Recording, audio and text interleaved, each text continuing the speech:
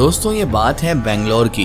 एक घर में एक बच्चा रहता था। सब कुछ अभी तक ठीक चल रहा था, लेकिन बच्चा थोड़ा बड़ा हुआ तो अपनी दादी को घर से निकालने की जिद करने लगा। वो हर बात में अपने माता पिता से कहता था कि इस बूढ़ी औरत को इस घर से निकाल दो। हद तो तब हो गई जब इस बच्चे ने कहा कि या तो अब ये बुढ़िया इस घर में रहेगी या फिर मैं इस घर में रहूंगा। उसके माता पिता यानी दोनों पति पत्नी देखकर हैरान थे कि आखिर अब इस समस्या से कैसे निकला जाए, इसका क्या समाधान लगाया जाए। एक दिन फिर इस बच्चे ने कहा, पापा अगर आपने इस बूढ़ी औरत को वृद्धाश्रम नहीं छोड़ा तो मैं इसी घर में जहर खा के मर जाऊंगा। अब बात किसी को भी समझ नहीं आ रही थी कि आखिर ऐसा कैसे हो सकता है कि एक 10 साल का छोटा सा बच्चा ऐसी हरकत क्यों कर रहा है। किसी सिद्ध महात्मा को इसके समाधान के लिए बुलाया गया।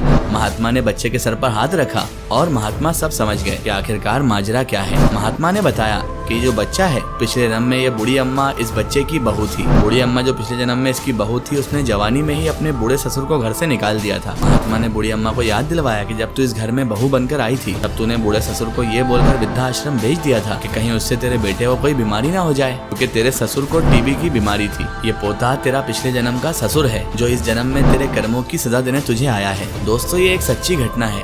कहा यह भी जाता है हम सभी इस जन्म में किसी न किसी कर्म और किसी न किसी कर्ज को भुगतने आए हैं। क्या आप लोग इस बात से सहमत हैं? कमेंट में जरूर बताएं।